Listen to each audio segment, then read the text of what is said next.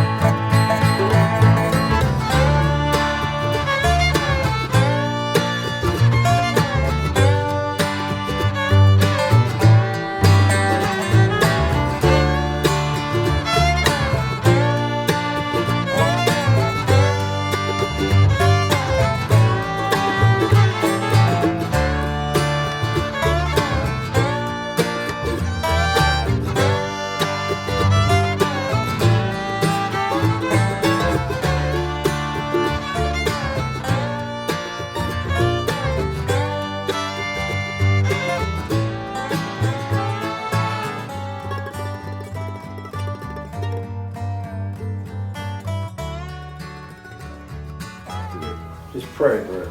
Yeah, Prairieburg, Iowa. And there are a lot of really small town Yeah. I have a whole list of names that I didn't realize. Did you know that, and this would have been in the normal course of business, that your dad listed an ad on January 7th of 1951? He had 40 pigs for sale. It was in the newspaper, and the internet found it. I remember him selling a batch of hogs. He was so pleased. A batch of feeder pigs to him, and he got several $1,000s for it. It was one of the best days of his life. For that sale, would that have happened 2 weeks before the fire? I don't know for sure. It seems to me that sale that I'm thinking of was in the summertime. How often did you sell pigs on the market? Probably twice a year. They would have been feeder pigs. They called them pigs. They were feeder pigs, and if they were selling them for a market butcher, they'd have been hauled directly to the packing house. But typically you'd have pigs in the spring, pigs in the fall. So he could have sold them. It was a seasonal thing, but maybe at the most twice a year. So the reason why I asked about the 40 pigs, so there's this ad in the Cedar Rapids Gazette on January 7th, 1951, lists Ernest Gienapp and doesn't list a phone number. We wouldn't have had a phone. Because everybody knew everybody in Prairieburg. Well, there were a few crank phones around.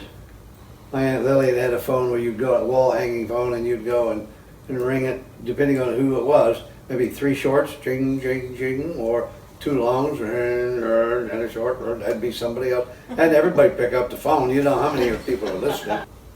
But we didn't have one. How would one have responded to an ad like this, though?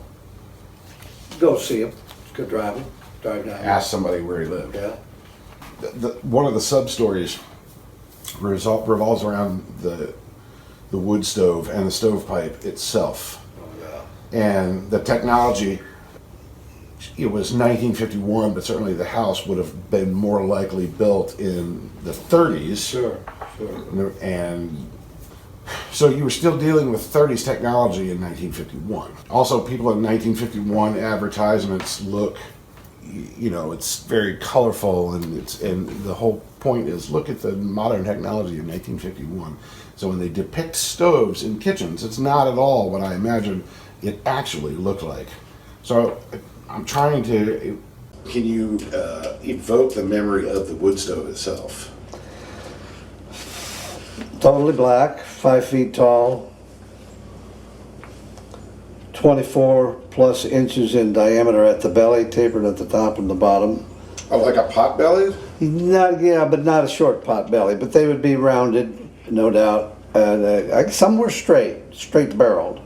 There would be an ash takeout underneath and a lid at the top for throwing wood into the top. Stovepipe at the back going straight up, hopefully. As far as straight up as you could get for the smoke to arise, and that's what that was. Yeah, it was for heating. Yeah, one large one like that out in the kitchen area with a cook stove, wood burning over there, off to the side, and then in the other room, living room over here, there was another big, tall wood burning stove of similar description, and he'd get both of them going in the morning. But this was the first that he'd get started in the kitchen.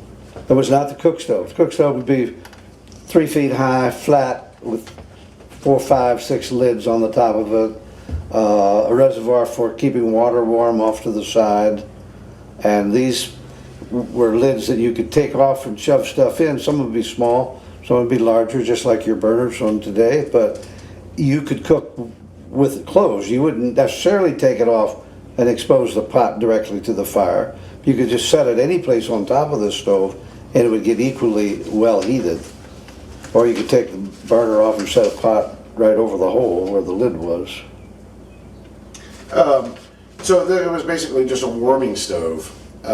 Just to heat the house. That's the only heat we had. And you had to keep a fair amount of wood in a bucket. Lots of wood out in the wood pile. Every room And bank it well at night, get it started, and then cut down on the draft so it didn't burn fast.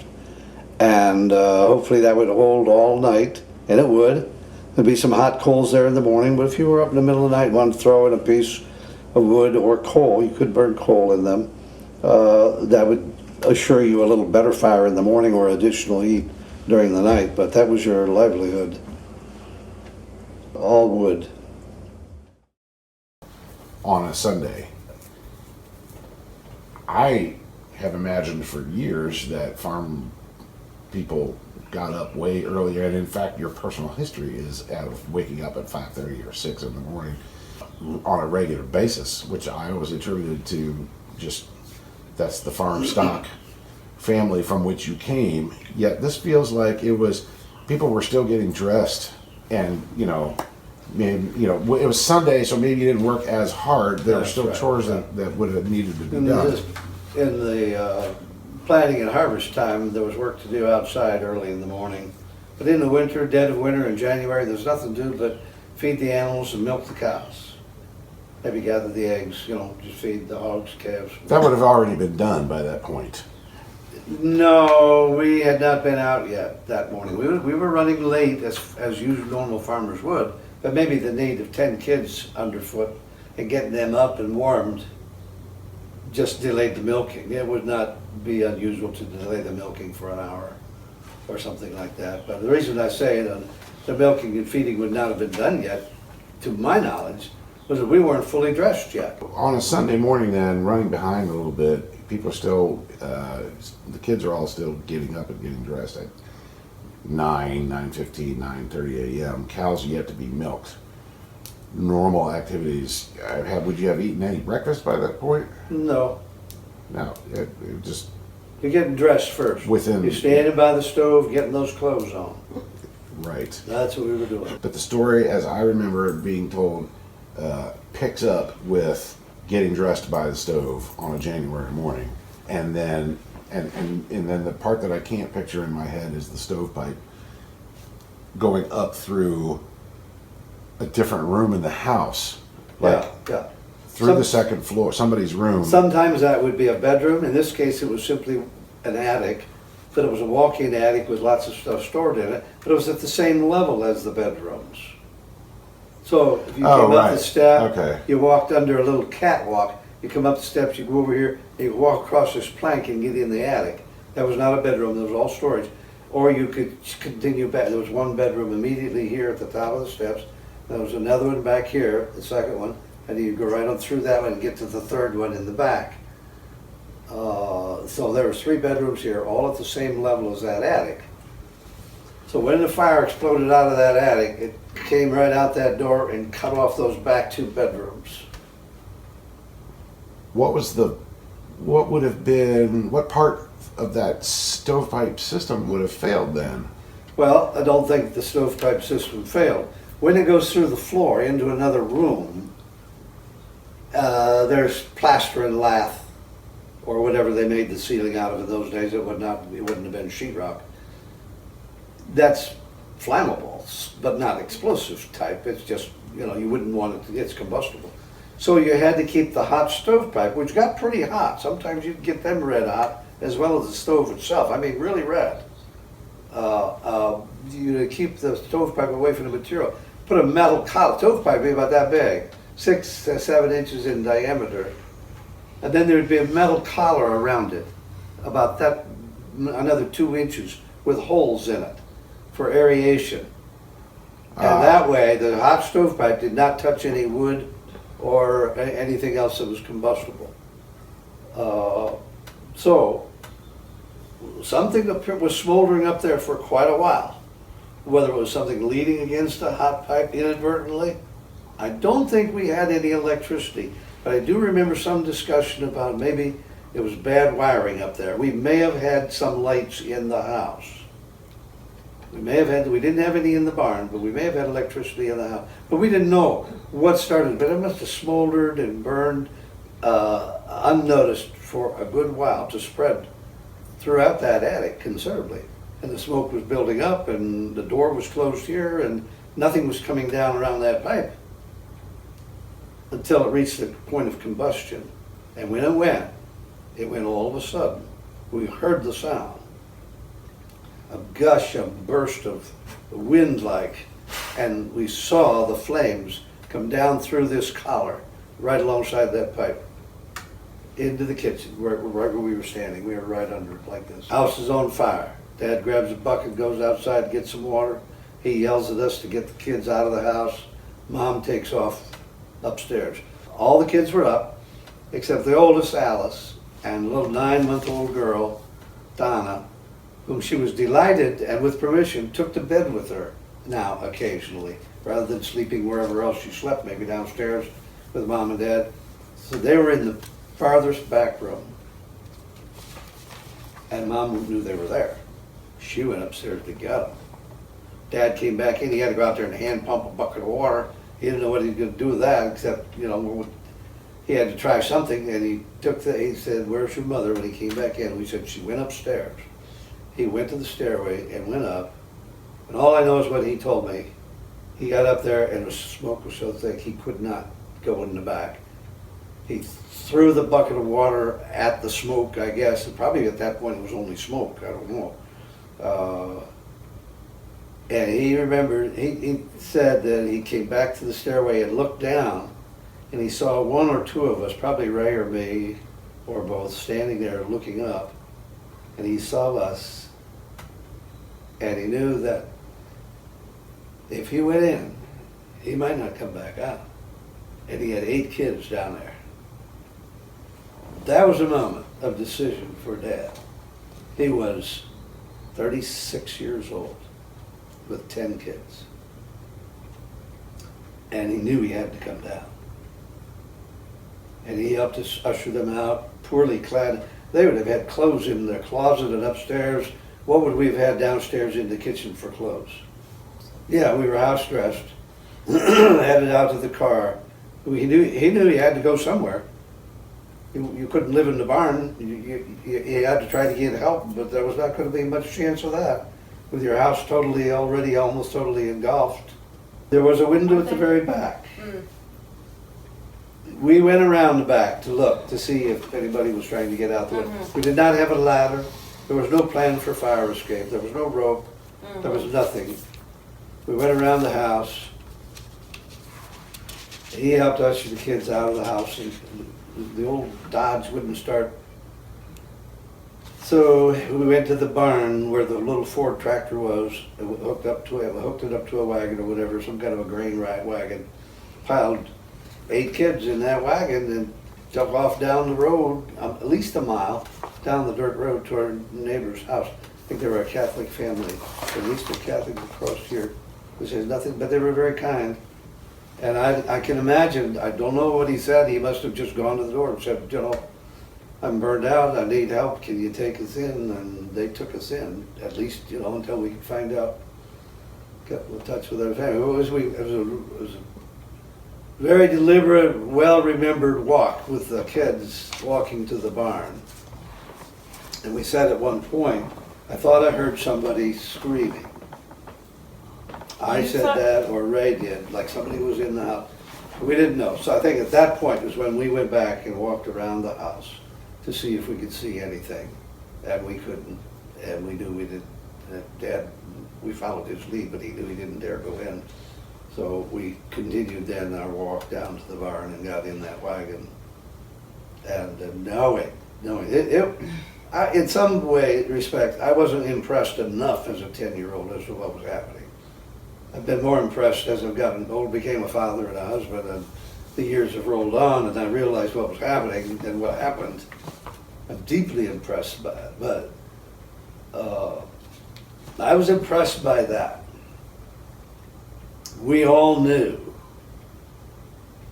even as kids, I mean, I don't know how young this would have gone down, but Ray 11, me 10, Lois 9, and Carol 8, we knew we were walking away and leaving Mom and 2 sisters behind, and that we would never see them again. There are 2 or 3 photos that are central to this story. The main one is the most, in a sense, it's more impactful than the photo of the scene after. It's the 8 kids sitting on the couch. So the neighbor's name was Charles Stevenson. Okay. Do you remember that at all? That rings a bell, yeah. I didn't really know him, but yeah. We just mentioned in the paper as the pictures in his house. Yeah. And then the ages are listed: Anna was 2 and Ray 11, Yeah. Anna 2, Walter 10, Lois 8, Carol 7, Kathy 6, David 4, Russell 3. And the picture in the paper is from the morning of the 22nd. Or it seems like it's the next morning. yeah. And I don't know if we stayed there a night. I don't remember. May have, if that's what that picture was. It's from a story on page 1. So that had to be the Cedar Rapids Gazette on January 22nd, because that's the page 1 story there with the kids. Yeah, yeah. So the article's printed there, like on page 8 or something, because they happen to have space. They put in this gruesome photo there and just say the story's on page 1. Oh, the little dog is Sandy. He'd hold him, anybody could get him and hold him on the lap, and then somebody come up and pretend to attack, and he would just bark like a frenzy to defend you. The family owned that dog? Oh yeah, that was our dog. Okay. Yeah, Sandy. Lived to be an old dog. I mean, he was already pretty old there, probably. A little short-haired. Wasn't a dachshund, but just a little terrier, about that long. And he would fight to defend you. He's a friendly dog, though. But you just pretend to attack the person who was holding him, and he would just go after you like he's going to eat you up. Also in that picture, in the top left corner, is a picture of the sewing machine. And for years, I thought that sewing machine that has moved around with me was this sewing machine. Yeah, no. But it's not. I don't know what happened to that one. And I don't intend to represent it, because that would be really, really fascinating, the provenance associated with that. It's already got its good provenance. Yeah. But for it to have survived the fire, be pictured in the newspaper, and then restored by you, did you restore it? I restored it, yeah. Yeah. That would have been in the fire if my mother would have gotten it when she was supposed to get it. But Did it you- was saved from the fire. When my mother's mother died, She said Wilma gets that sewing machine, but her sister, Aunt Lily and her Aunt Hannah grabbed it. And she had a brother Bud, who eventually got it when the sisters died. But he said, Walt, there's that sewing machine. That was supposed to go to your mother. My sisters got it. I got it. You get it. Well, thank you. But on January 23rd, there was already in the Gazette the Anamosa Knights of Pythias Lodge is conducting a drive to collect money, canned goods, clothing, and bedding for the 8 Ernest Gienapp children left motherless by a fire Sunday morning. Donations may be made by calling Tom Hahn, who will pick up contributions, or by leaving them at the Eureka office. That was January 23rd. 2 days later, that's a major event. And a thing that I noticed when reading all of this is that if it ran, if this was at all of interest to any area of Iowa, or any part of Iowa, Yeah. it would run in multiple papers. Oh, yeah, it did. I do remember that money was collected, and Uncle Paul, with whom we stayed for a good while right after this, that is Dad, Ray, and I. We went to Uncle Paul's for a while, and so money came to his address. January 31st is an article about the report that was made. So on the one hand, you have this dramatic story of the kids, and that runs on January 23rd, 2 days after. They've already started collecting donations. On 7 days later, on the 31st, this is about 3 or 4 column inches here. Report was made, and it just recaps a lot of the same. The sheriff's deputy made the report, and I guess decided that by that point that a smoke pipe running through the attic from a kitchen stove overheated and started the fire, which took the lives of Mrs. Ernest Gienapp and 2 of her daughters, Alice. Larry Condon investigated at the request of Lynn County Coroner Robert Broche. Condon reported that nothing else is revealed. On February, I just found this interesting, on February 8th, 1951, so this would have been 2 weeks, probably just a little over 2 weeks after the fire. There's a line that appears on the Monticello Express expressing a card of thanks. We wish to express our sincere thanks and deep gratitude to all those who helped in any way during our recent bereavement and the loss of our loved ones. Your kindness and generosity will never be forgotten. Ernest Gienapp and family, relatives of the Gienapp family. That does not, you remember that? Anything about that? I seem to remember that, but I also remember hearing him on the radio, interviewed and he was giving thanks. Somebody interviewed him and he expressed his gratitude on the air. Now, in that pile of letters, there's a letter from Aunt Lorna. These are letters from people that wanted to adopt the kids, and they started to pour in. I made him a copy of all of the originals. But there's one letter in there from Aunt Lorna, written to our Aunt Ruby, Bernie's wife, that simply tells what Ernie's been doing, and where it was very well written, one of the most legible written letters there. That he went here and was checking out that farm and hoped he could get it, and another farm was too big, and he wanted about 120 acres, and just a little narrative of what was going on in those few days. And there's a date, I don't know whether the date's February or what. The sequence of events then being this card of thanks, and probably this Paul and Lorna story that's a part of it.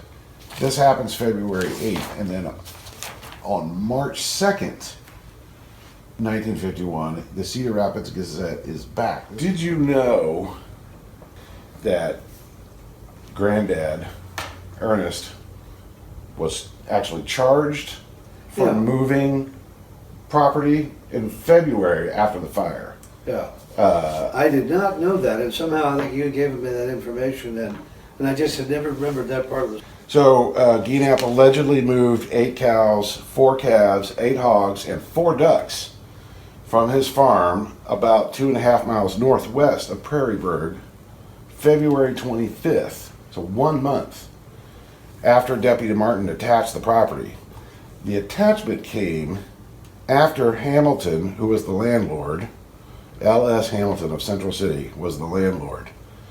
The attachment came after Hamilton filed a suit in district court February 21st, Wow. 1 month after the fire, He was really sympathetic. wasn't alleging that Gienapp owed him $474.96 from unpaid rent in 1950. The house is burned. But That's because we put a lien on the property, basically. because well, I mean, so Ernest never owned the property that the house No. sat on. Hamilton placed a court order, obtained a court order placing an attachment against Gienapp's personal property. Gienapp reportedly received substantial gifts, including a purse of $3,000 after his home was destroyed by fire January 21st. This is from the Cedar Rapids Gazette, March 2nd, 1951. January 21st to March 2nd, that's maybe 6 weeks he? Yeah. after the fire. And this headline runs, Gienapp, farm fire victim charged with taking attached goods. Because it would have been the natural course of farm business to see an ad for 40 pigs on January 7th, and then a farmhouse burnout on January 21st, and then donations being accepted on January 23rd, and on February 8th, a card of thanks and appreciation from the family. And then on March 2nd, Granddad is charged for moving his animals. And he was ordered to, I don't think they went out and fetched him. He was just ordered to report to the sheriff's office Friday by one of the deputies. L.S. Hamilton of Central City had obtained a suit, a charge, court order attaching the personal property because of non-payment of rent the previous year. Talk about a guy who's down on his luck, Yeah. as most farmers would have been. And the owner of the farm would have been well heeled himself, with probably owned several farms, who knows. He owned one and was well enough off to rent it out. But there probably was a clause in the rental agreement that Dad didn't even see. He could read, but I don't think he was quick. He would comprehend when he read it. He was a smart man, but they only had fourth grade, He would read his newspaper, but he may not have known that the landlord had a lien on his animals if he didn't pay the rent. That sounds normal and reasonable to me. And if Dad knew it, he probably said, "Fooey on them, I gotta go with what I got." In the background of this whole story of the fire is the farm business. And you said leases ran March to February. Yeah, you'd get in the 1st of March. And this story is March 2nd. On the one hand, there's no more house where you were. And Martin said Gienapp was living on a farm in Delaware County, southwest of Delhi, with 2 of his sons. That That's must have been where we went first, yeah. in March 2nd. So Granddad, the house is gone, 2 kids are gone, didn't own much to begin with. He's got not much but these animals, and now he's moving them, which is something that he would have likely done anyway. He had to go somewhere. But I'm saying Yeah. that without the fire, Oh, yeah. you might have moved March 1. Yeah, that's true. Would you have paid the rent at the end of the lease? Would you have paid the rent for the previous year in February? I don't know what the custom was then, nor what the agreement was.